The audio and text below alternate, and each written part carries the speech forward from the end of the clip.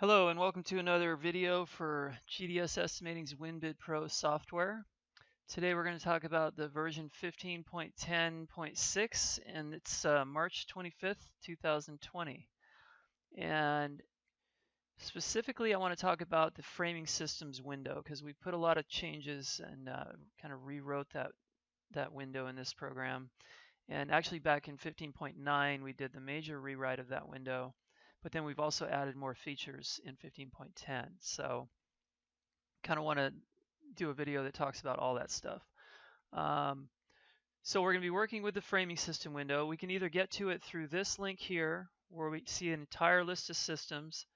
I actually want to go over CAN systems today because they have a few more settings than most storefront curtain wall stuff. So I can type CAN in the filter here to see what CAN systems the YKK catalog has, which is what we're using.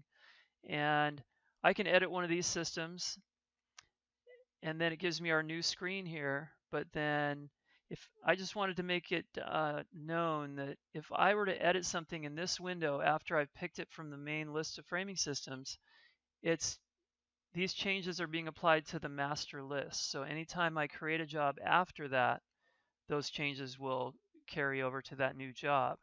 But if I already have a job that I've created and I make a change in the master list here, those changes will not apply to the job that you've already created. So existing jobs, you would need to go in and edit an elevation framing system. Now it's possible that I could make master changes and then go to our jobs window and go up to our update utilities and say change framing system for elevations. And that means that I could apply the frame that I made the changes to the existing job, and then it's going to carry over all those changes and update the job with them. So that does kind of a batch update of changes to a frame and applies it to a job that's already been created. So the other option is I can just edit an elevations framing system, kind of one at a time. So let's do that. I have an elevation on the screen. I want to edit its framing system, and it's only going to apply to that elevation, not to the master list, not to other elevations, not to another job, that kind of thing. So that's what we're going to do. All right, I said we're going to work on a CAN system.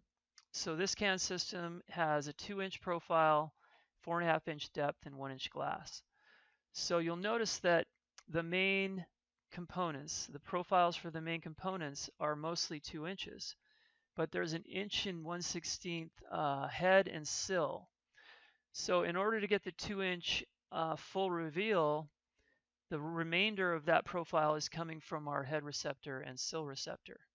So almost 1 inch of it comes from that, and together they make the 2-inch profile.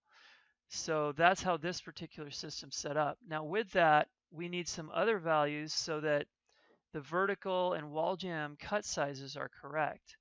So those vertical components need to extend into the head can and down into the subsill. But you don't want them too long or too short, or else things won't fit. So that's what these settings here do, and I'll show you. And these checkboxes over here are important too. So we're saying here that we want to apply these changes that are in these windows over here to both verticals and wall jambs. And down here are wall jamb options also. These are typically checked, even if you don't have sill receptors and head cans and things like that. But you're able to uncheck them so that your verticals, so that your wall jambs do different things. So in most cases, let's go down here. I'm going to kind of scroll all the way down. In most cases, with fillers like this, the filler is going to go in between the wall jamb and the vertical.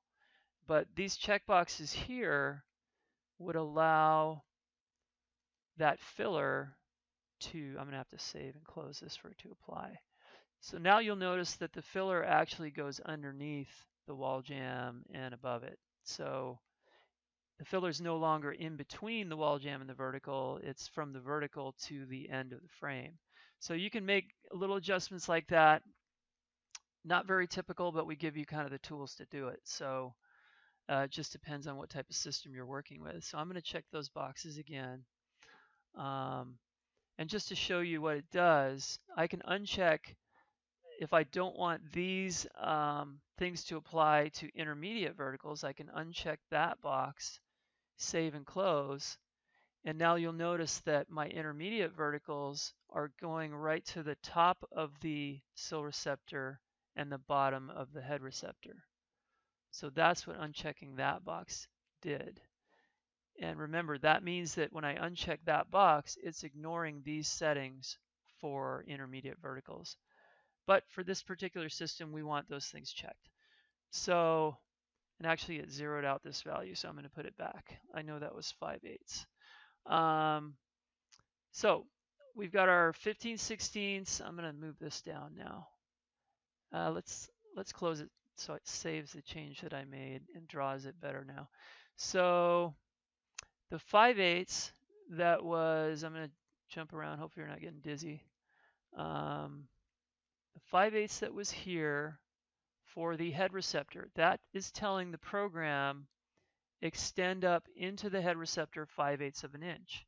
So we've got a 15/16 profile of the entire head receptor, so that's uninterrupted. And our verticals are going to extend into it 5/8 of an inch. And the same thing goes pretty much with the sill receptor. It's a 15/16 profile, but we're telling it we want 5/32 trimmed from the bottom. So here's our 15/16 profile sill receptor. It is continuous, but you'll notice that our verticals and jambs are not going all the way to the ground. So that's where they're being trimmed enough to sit inside and on top of the sill receptor. So all those settings in that framing system window are what are going to give us the correct cut sizes for our verticals and jambs. So that's important. Okay, so now let's go back to this window, and then let's look at some other things. We've got our cock joint. So I forgot to point this out. So this hashing around the side, or hatching around the sides of the frame, are the 3/8 cock joint. And remember that your cock joint is reducing your rough opening size by whatever value that is, so that your net frame size is inside those cock dimensions. So if you don't have cock joints, then your overall frame is the main dimension. So it's like your overall frame size is dimension there. There's no rough opening. But if you do want an opening size dimension and then have your frame calculated based on your cock joints, then you want to put your cock joints in here. One thing to remember though is you'll notice, so we've got a 3/8 cock joint. Let's go ahead and close this window again. Our 3/8 cock joint is defined or dimensioned right over here. We'll see 3/8 there. We've also got our 15/16 dimension for our sill receptor. But if we go to our horizontal tab now, we'll notice that our horizontals were added at 40 inches. So whenever you add something like a horizontal or a door header or a door frame, it's basing it from the ground, the finished floor, to the bottom of the member, so the bottom of the door head or the horizontal. So from finished floor to the bottom of this horizontal is 40 inches. But if you wanted the horizontal to be 40 inches from the bottom of the frame, then you would have to account for the cock joint. So it would have to be 40 3/8. So just remember that when you're using cock joints, you have to think a little differently about how you're entering things like horizontals. And entrance is different because the door jambs are always going to go down to the ground, but you know, and not sit on top of a cock joint. But for horizontals, that's something you need to think about.